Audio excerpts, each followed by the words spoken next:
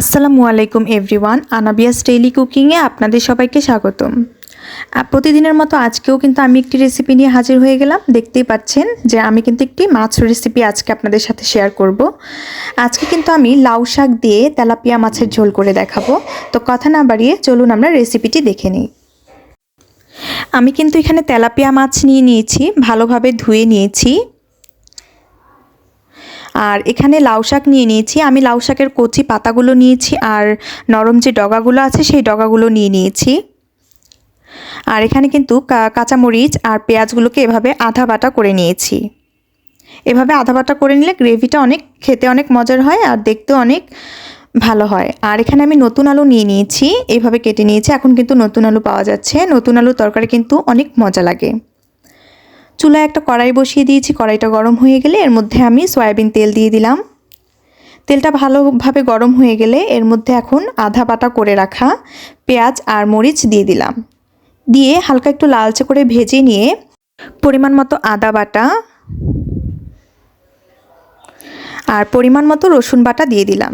দিয়ে আমি একসঙ্গে আরেকটু ভালোভাবে ভেজে নিব, আদা রসুনের কাঁচা গন্ধটা না যাওয়া পর্যন্ত।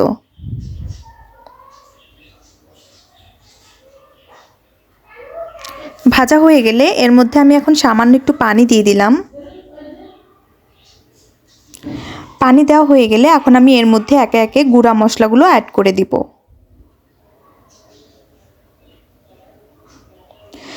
স্বাদ মতো লবণ দিয়ে দিলাম, পরিমাণ মতো হলুদের গুঁড়া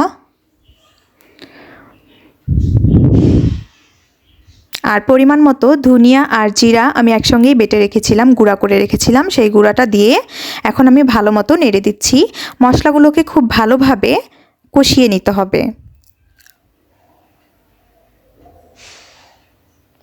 আজকে কিন্তু আমি মাছগুলোকে কষিয়ে রান্না করব, ভেজে রান্না করব না। তো মশলাগুলো কষানো হয়ে গেলে এর মধ্যে আমি মাছগুলো দিয়ে দিলাম। মাছগুলো দিয়ে মাছগুলোকেও ভালোভাবে কষিয়ে নিতে হবে।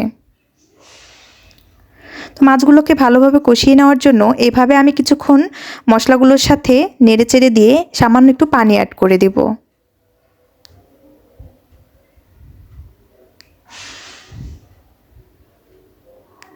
তো দেখতেই পাচ্ছেন মাছগুলোকে মশলার সঙ্গে ভালোভাবে কিছুটা সময় নেড়েচেড়ে এখন আমি এর মধ্যে সামান্য একটু পানি অ্যাড করে দিলাম। এতে করে মাছগুলো ভালোভাবে কষানো হয়ে যাবে। এখন আমি ঢাকনা দিয়ে কিছুক্ষণ রান্না করে নিব। এখন ঢাকনা উঠিয়ে নিলাম। দেখতেই পাচ্ছেন পানিটা কিন্তু অনেকটাই টেনে এসেছে। এ পর্যায়ে আমি হালকা হাতে মাছগুলোকে একটু নেড়েচেড়ে কষিয়ে নেব।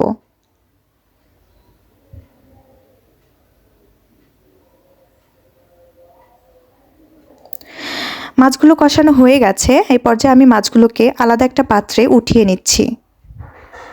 আপনারা কিন্তু মাছগুলো কষানোর সময় সাবধানে কষাবেন, তা না হলে মাছগুলো ভেঙে যাবে। তো এই একই মশলায় আমি এখন আলুগুলো দিয়ে দিলাম। আলুগুলো দিয়ে আলুগুলোকে একটু ভালোভাবে কষিয়ে নিতে হবে।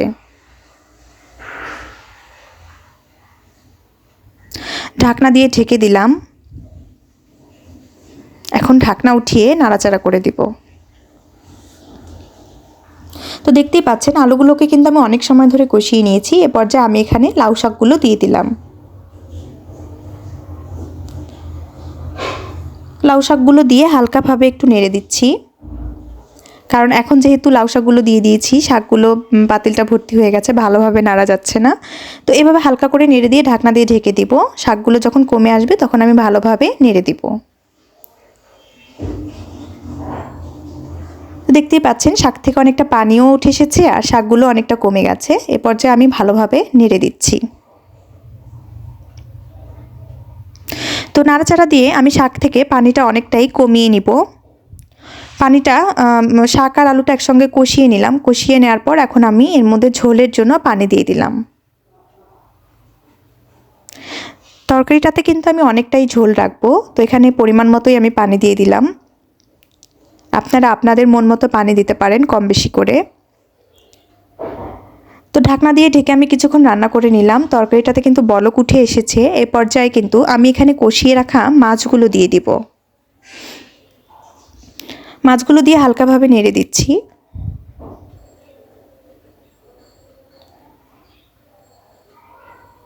তো নাড়াচাড়া দেওয়া হয়ে গেলে আমি কিন্তু এখন ঢাকনা দিয়ে ঢেকে দিলাম। এখন ঢাকনা উঠিয়ে নিচ্ছি। দেখতেই পাচ্ছেন ঝোলটা কিন্তু অনেকটাই কমে এসেছে। আর আমি কিন্তু এখানে ধনিয়া পাতা কুচানো দিয়ে দিয়েছি। দুঃখিত, আমি ক্লিপসটি দেখাতে পারিনি আপনাদের। তো ধনিয়া পাতা কুচানো দিলে তরকারিটাতে কিন্তু অনেক স্বাদ বেড়ে যায়। তো দেখতেই পাচ্ছেন তরকারিটা কিন্তু হয়ে গেছে। এ পর্যায়ে আমি তরকারিটা নামিয়ে নিব। তো ভিউয়ার্স, দেখতেই পাচ্ছেন লাউ শাক দিয়ে তেলাপিয়া মাছের ঝোল কিন্তু রেডি। আর এই তরকারিটা খেতে কিন্তু অসম্ভব মজার। আপনারাও কিন্তু বাসায় এভাবে ট্রাই করবেন। আশা করছি আপনাদের কাছে ভালো লাগবে। তো আজকের আমার এই রেসিপিটা আপনাদের কার কাছে কেমন লাগলো অবশ্যই আমাকে কমেন্টসে জানাবেন। এবং আমার ভিডিওটি ভালো লাগলে আমার ভিডিওটি একটি লাইক করে দিবেন। আমার চ্যানেলে যারা নতুন এসেছেন তারা অবশ্যই আমার চ্যানেলে একটি সাবস্ক্রাইব করে দিবেন। আর যারা অলরেডি সাবস্ক্রাইব করে দিয়েছেন তাদের সবাইকে অসংখ্য ধন্যবাদ। সবাই অনেক ভালো থাকবেন, সুস্থ থাকবেন। আল্লাহ হাফেজ।